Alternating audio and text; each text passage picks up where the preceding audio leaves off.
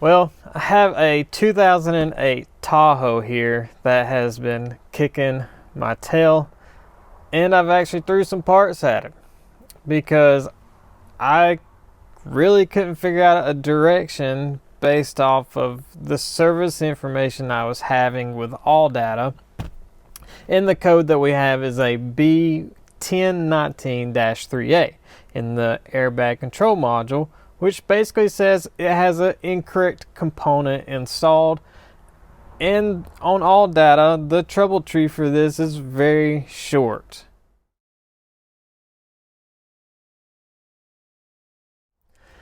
Okay, so on AllData here, the B1019-3A SDM system configuration error, incorrect component installed. From the best I know and the customer knows, everything in this vehicle was original. It is an auction vehicle, so that is kind of questionable. And we've definitely threw some parts at it ourselves, mainly an airbag module, which didn't do anything, and also the passenger presence module, which is under the passenger seat. That didn't change anything either. Reason why we threw those parts at it is because the description for this is very specific, but yet very vague as far as testing. So if we scroll down here, conditions for setting the DTC, the 3A symptom byte, which is what we have, the vehicle was configured for passenger presence system, but the SDM does not detect the PPS indicators is present due to a loss of power at the indicator. Well, the indicator it's talking about is this right here. And as you can see, it's actually on right now because Megan with the camera is sitting in the seat, so it has that turned on. If she gets out of it, it will actually switch to off. So that is working how it should according to what this states. So the next part is the vehicle is not configured for PPS, and the SDM detects that the PPS indicator is present. So by what this is saying, we could have a vehicle that has the system or not for the passenger presence system. And it's basically knowing that based off whether it sees the indicators there or not. So we have indicators there. So the thought was, well, does the SDM not know they're there or whatever? It's really kind of confusing. So if we go down here to the system verification, it does say, is B1370 present in the SDM? It is not. We only have the one code. If equipped with PPS, verify the appropriate PPS indicator segments illuminate by occupying and unoccupying the passenger seat. So like I said, the indicators up there, and they work properly. So it says if they don't work properly, we need to go to the indicator circuit malfunction trouble tree and start testing there. Well, they appear to be working correctly from what this is stating. So that's it. There is some system circuit testing for the B1019-00 symptom byte, which we don't have. We have 3A. There is nothing else for a 3A. That is where we was left. So we were thought, well, maybe the original airbag, this one's actually the replacement one. We thought, well, maybe the original went bad, something like that. So we got another one, put it in here. We had the same code. So we thought, well, maybe it's something to do with the actual passenger presence system module that is in the passenger seat. So we got that. That didn't help either. So that's where I was at. And then I had a breakthrough with using OEM service information. So as you can see on the indicator, it says off because there's nobody in the seat. And when I get in the seat, if you give it a second, there it goes. It switches to on. If I get back out of the seat, it goes back to off. So that appears to be working exactly how it should. There's also a bulb check that will happen when you turn the key off and back on. So it does both bulbs when you turn the key off and back on. So let's see that again. There we go. That appears to be working exactly how it should. So with AllData, they do have TSBs, technical service bulletins, and things like that. And if we click on it, we can try to search through here and see if there's anything pertaining to this issue. And if we type in airbag, we only have this one thing come up which doesn't have our code in it. If we try to type in our code, we get nothing on AllData. If we go over here to the GM service information, you can buy this. It's like $24 or $25 for 3 days. So if you're running into some weird issues, sometimes you might want to just try OEM service information. And this is one of those cases where getting OEM service information, doing our B1019, we actually show two different TSBs available. One that's in the power lift gate, if we had a power lift gate, or in the airbag light. So let's go in here and look and see what this says. It says, if the concern cannot be resolved by following normal SI diagnostics, which we've already showed on AllData, they have the exact same flowchart for this code. Please review the following below. If the SDM has been replaced or programmed prior to this condition, make sure the SDM has been programmed correctly with the correct options before performing any of the following diagnostics below.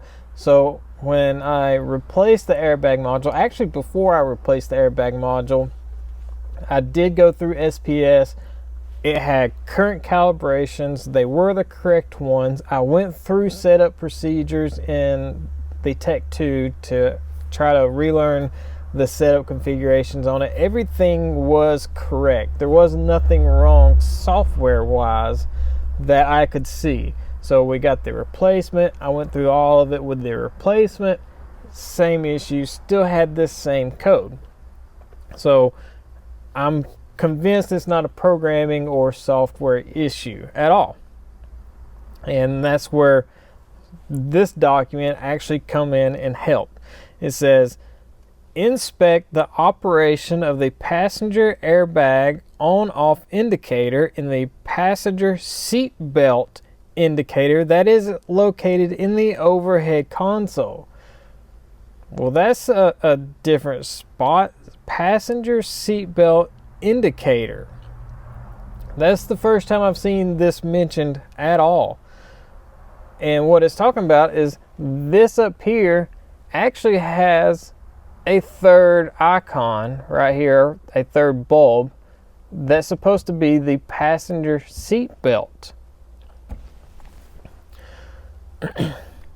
It says, if a concern is noticed with the passenger seat belt indicator, locate the proper seat belt schematic and inspect circuit 5234 going from the IPC to the passenger airbag on-off indicator assembly in the overhead console. Also inspect for the proper power feed to the passenger airbag on-off indicator, which we have the indicators working, so we've got power there. And then it also says make Most concerns in the field are caused by a connector that is not fully seated in the left IP junction box, a short circuit on or a short on circuit 5234 at the park brake pedal. So parking brake pedal, got to keep that in mind. Or a connection at the overhead console assembly. If the concern can be duplicated, in the SDM is setting the current code B1019 with symptom 3A, and all three indicators are working correctly, try a non-good IPC or replace the IPC as needed. Well, so there's 3 bulbs in that we need to be paying attention to, and we've only seen 2 of them work. So now I've got this document that is actually taking me in a direction that the normal service information procedure doesn't tell me about. And actually, if I go back over here and go to the wiring diagram for the SIR schematics, we have the passenger presence system here. This wiring diagram does show the cluster is responsible for turning on and off the airbag indicators on and off, but it actually doesn't have the third bulb for the seatbelt indicator. This little bulb right here, that is just the backlight, which is, you can see right here, the passenger airbag. That it's basically just that backlight for that. But it does tell us to look at the seatbelt schematics. So there's a third bulb in that, or a third LED that we're not seeing in this diagram, and I feel like it should be in this diagram. So if we go back over here, go to our diagrams, and we can do the OE diagrams. We'll search for seatbelt schematics, and we can see the cluster has its seatbelt icon right here. This one's actually for just the driver's seat, and then up here we've got the passenger airbag on-off indicator. So the cluster is responsible for controlling these 3 circuits, these 3 indicators, and that's why it says if the 3 are working, we should try a known good cluster to see if maybe there's some kind of data corruption issue with the cluster relaying that information to the Airbag module, because it has to do that over data right here. So we got the SDM, the cluster talking over low speed data. That is how the SDM sees this indicator being on and off. So now we've got kind of a focus with this third indicator that we're not seeing, and that's kind of been my breakthrough finally after a couple of weeks with this truck and me just kind of scratching my head over it, not being able to figure it out. This TSB, this document that all data didn't actually have. Alright, so now that we've seen in the wiring diagram that the cluster is responsible for turning that indicator on and off, let's see if we actually have some data for that. So let's get into the cluster. We're going to read the data stream, and we've got 2 data PIDs here: passenger seatbelt indicator commanded and passenger seatbelt indicator status. So let's look at these 2. And right now there's nobody in the seat, so it doesn't need the seat belt on. So as I get in here and close the door, my weight should turn that on. The indicator commanded on, but it is actually still saying not showing up here. It is off, and the scan tool knows that it is off. It's not seeing, I guess, some kind of feedback that it knows that, yeah, the light turned on.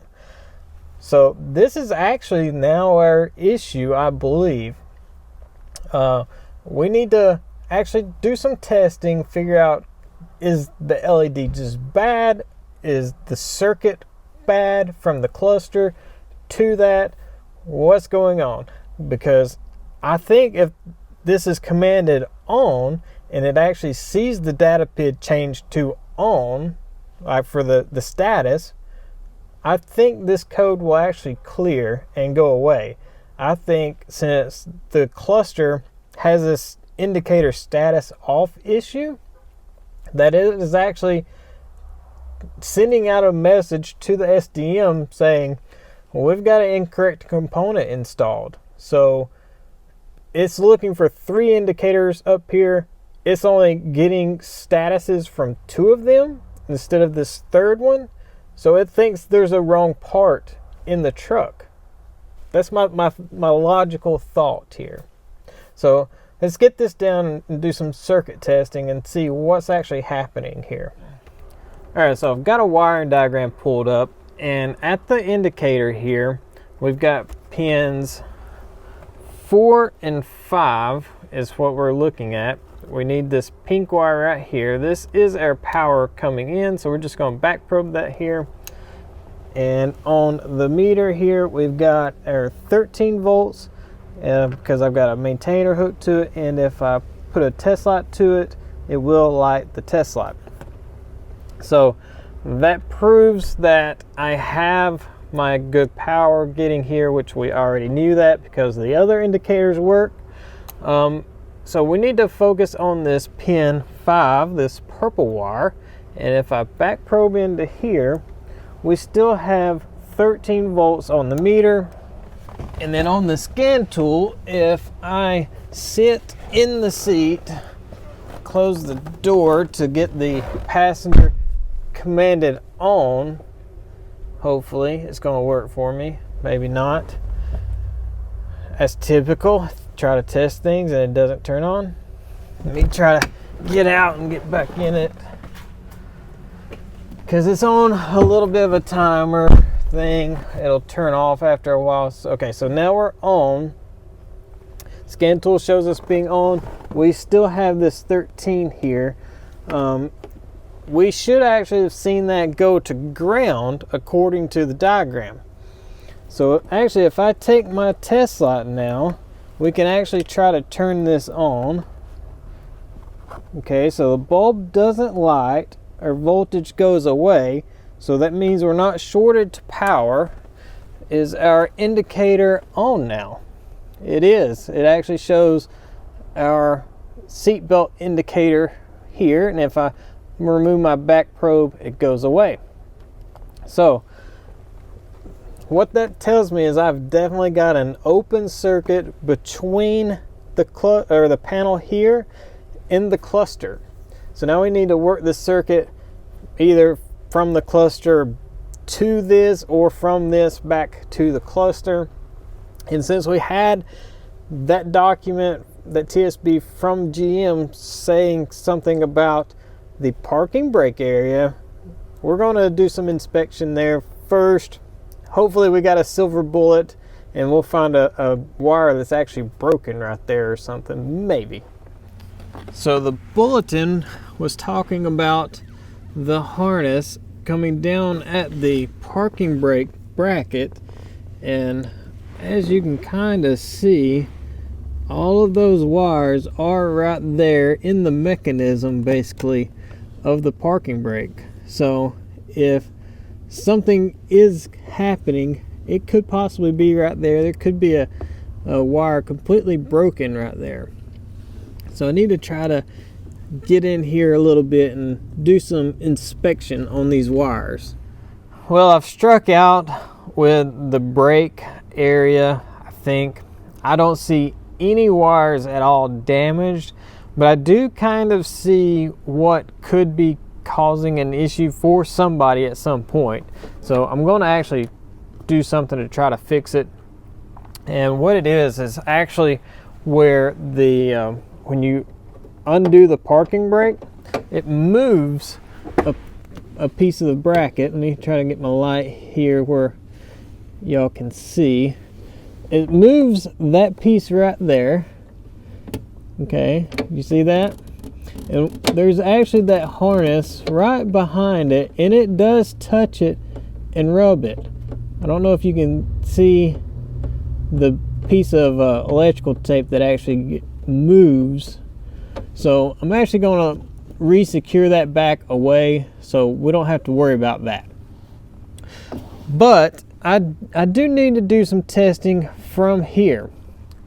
So on the wiring diagram, it shows that from the panel up there, there's an actual connector on the panel, and then it goes into a harness, and that harness actually comes down to here in this junction box, and it goes to connector X8, and it's pin number 5. So we can actually test our circuit from the junction box here and verify that our wire from there to the panel up there is good. So that kind of rules out a whole section of harness there, and then we can continue on from this junction box towards the cluster. So we still needed to come here anyway just to do some testing. On the junction box here, our connector we need to be looking at is this green one, and specifically this purple wire. So got my meter here. We're just going to back probe in here to this terminal, make sure we've got a connection there, and I've got it grounded over here to some bare metal, and we've got 13 volts here. So that should be the voltage that is basically going from our ignition right here. It is flowing through the LED diode and back. So we're actually right here at X5 or X8 pin 5, and we see this voltage. So let's test and make sure we're on the right wire by giving it a ground. We're going to see the voltage go away because my test light's going to pass that current to ground, and we have an indicator there. So we are on the correct connector, correct wire. Circuit is good from there to there. So now we need to work on this back side back to the cluster now. So this is kind of in an awkward spot for me to try to show y'all, but I'm back probed into pin P1 on X2 there, and as you can see we've got the voltage there. I've already off camera put my test light in there and seen the indicator up there does turn on. Let me try to let go of this and see if I can do that again for y'all. It's kind of hard to do this with one hand, but I think I've got my probe in there to where y'all can see this. There you go. And if I pull my light bulb back out of the circuit, it goes off. So we've got good circuit through the junction box. Now we need to go to the cluster. For those of you curious about my repair for moving this harness out of the way, it's gonna be kind of hard for y'all to see, but I basically put 2 zip ties around it. You can see my zip ties there, and then I turned the zip tie to where the little lock part of it, the part that actually holds the tie tight, is up against the metal. Let me try to get y'all to where y'all can see. It's dark up under here, so the metal is touching the zip tie head instead of the wire. You can kind of see it there a little bit, and I also was able to get it to where the wires are pulled away from this little bracket, so it's no longer touching the metal bracket or this little moving part at all. Now I get to do something that I really don't even want to do, but we're kind of leading us into this direction. It's just kind of what we got to do, and that is pull this cluster out. And the reason I don't want to actually do that is because these old Tahoes and Chevrolet trucks in this range, 2007 through 2010-ish, had issues with these dashes becoming extremely brittle and breaking, and this one is already breaking a lot, and I'm afraid getting in here this may just break a lot more. It's pretty bad over there also, so it's probably fixing to get worse, but the car needs to be fixed. So just going to advise my customer that, you know, we got to take this cluster out. This dash is probably going to break a lot worse than it is. So it is what it is. That's just where we got to go if they want the light to go away, be fixed.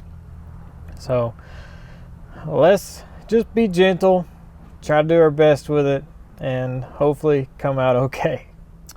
So now I'm back probed at the back of the cluster, and as you can see, we've got voltage there. The light is not on, but if I take and put my test light in the circuit,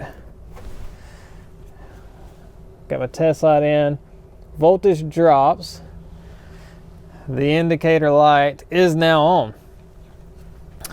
So we've got a problem either with pin tension on this wire or an issue inside this cluster. That's what's wrong with this thing. So let's unplug this and check our pin tension. So using my terminal lead, there is nothing wrong with that pin tension. That is good and tight. Nothing to worry about there. That means our problem is definitely inside this cluster. Okay, so hopefully this is recording. Got the cluster took apart here, and I think I've found the issue. So let me set y'all here. And the pin is pin 20, I think, from the diagram. I think that's the one I was probed into. You can see all this flux, this old crusty flux around these. And at first, I thought, you see how we got a black ring around this one? I thought that was a cracked solder joint, because I actually had one on this one that wrapped around, but it's just part of the flux and it does scrape off. It's just dirtiness. See, it goes away. So it wasn't cracked, but if I can hold this really still, let me try to hold this, I can show you actually what's wrong with this thing. Try to focus this a little bit. Now this pin 20 is our circuit, and if I grab this with my pliers or my tweezers, do you see how that's actually moving around?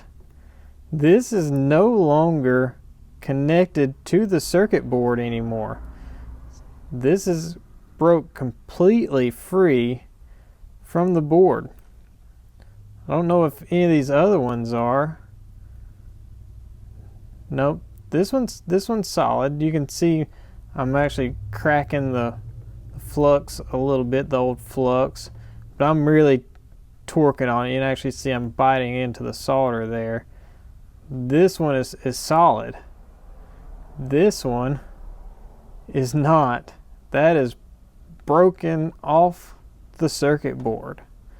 That's actually pretty crazy, but I think we can probably fix this. All right, so our pin 20, we can see our trace comes down to this little pad right here. It also connects to this little capacitor here. As long as I could restore the connection between the pin and this capacitor or this pad, we can actually restore the connection from the cluster to the circuit outside of here and get this thing working. So that's what I'm going to try. I'm going to start with kind of removing the solder, the old solder, and seeing like if maybe I can just put a jumper wire from the pin back straight to the trace right here, and see if that'll fix it. Basically re-anchoring the solder pad there.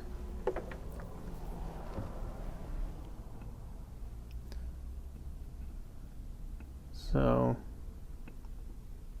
that actually done it, just heating the solder up, I believe. Just reflowing that, I think, has actually tightened that back up. Let's see. Yeah, it did. That is wild. I've never seen a whole solder joint crack loose from the pad like that. That is insane.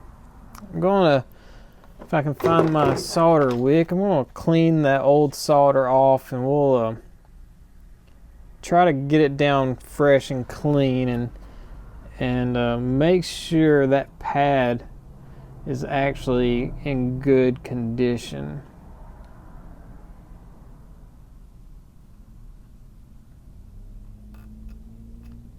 Yeah, there's nothing wrong with that pad. That is wild. That is completely wild. I thought the pad broke loose from the board, but no. That pad is intact. We just need to put some fresh solder to that and call that good. I'll probably go through and just reflow all of these and make sure that doesn't happen anytime soon with none of these other solder joints.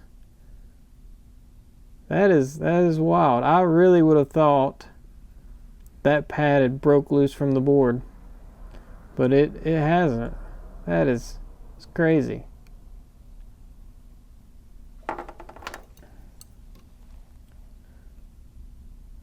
See, that is now solid to the board. Alright, so there we go. We've got our repaired pin there. So you can see that's now tight. It doesn't wiggle or move like it was. That was crazy. I've never seen that at all. I'm sure, I guess it happens, but I did reflow all these other ones and then cleaned everything up. Everything looks real nice now. So let's get this cluster put back together. We'll see if resoldering this pin has fixed our issue. So I've got the cluster put back in, and the airbag light is now flashing. So let's go back into the scan tool. Usually when it's flashing, that means it's running tests, I believe. But let's go back in here on the scan tool. It did set a code for lost comm with the cluster because I actually had the key on when I unplugged it. My fault. But let's read the fault codes now. And it actually says it is passed. So let's clear the codes. And usually it would take it a couple seconds for it to come back. But we're just going to go back to our cluster data. I want to look at that seat position indicator, because when you cycle the key on and off, I don't think this light actually turns on. So keys off. Got to do the good old jiggle. There we go. Keys back on. Yeah, see, this doesn't actually come on. And I didn't think it did, because when I was looking at data earlier, I was messing with the key turning on and off, and I never seen that output being commanded on by cycling the key. So let's get both of those selected, and now the indicator status says on, even though it should be off. I'm not sure. Let me sit in the seat and close the door, and now this is actually on, and these flip-flopped. So that's actually inverse of what it should be. Almost like it sees the 12 volts getting to the cluster, so that is on as far as the status goes. And now it's flashing at us. I guess because I don't have my seatbelt connected. Let's plug the seatbelt up. and see what happens. So that goes off, and now both of these, or well, that one says off and that one says on. So yeah, this is seeing the 13 volts or battery voltage getting back to the cluster, and this will go off when that goes away, when it actually sees the ground, I'm guessing. So yeah, that's a fix. What a crazy issue. I've never seen that. I've seen some weird cluster solder joint issues, but man, service information really let me down on this one. It really did. In the trouble tree for the code that we were getting, mentioned nothing about the seatbelt indicator, only the passenger airbag on and off indicator. And you can't even circuit check that or bulb test it with the key cycling. That kind of is not right to me. I don't think that's right, but that's how GM did it on these vehicles. Actually, Lewis has an 08 Silverado with this same indicator setup, and we were checking his, verifying, yeah, that's proper operation. It does not come on with the key cycles. Only somebody sitting in the seat, and I think with the doors shut. Yeah. So when I open the door, that goes off. So let's shut the door. And it may not do it because we're still on the scan tool saying command it off. So let me get out. That was another weird thing I noticed about it. Sometimes it would time out basically, and once it timed out, it was just off. So let me get back in the seat, and you see how fast it come on. So, and actually the door is open. So yeah, that will come on with the door open. Oh man, this truck just was really frustrating me for quite a while, especially after trying 2 modules in this thing. It's frustrating when service information lets you down. Not even just the aftermarket, what all data has. All data was only missing the TSB about this condition. The factory OEM service information for the code and how to diagnose the code was the same between all data and just straight from GM. So it's just they left stuff out of that code description, and that's probably why they actually made the TSB that came out in that last update was in 2011, if I remember right. So craziness. Sometimes you've just got to get the OEM service information, look for some TSBs there, because all data does not always have these TSBs. So thanks for watching, everybody. I'm glad we was able to get this one fixed, and we'll get it back to the customer. So thanks for watching. We'll see you guys later.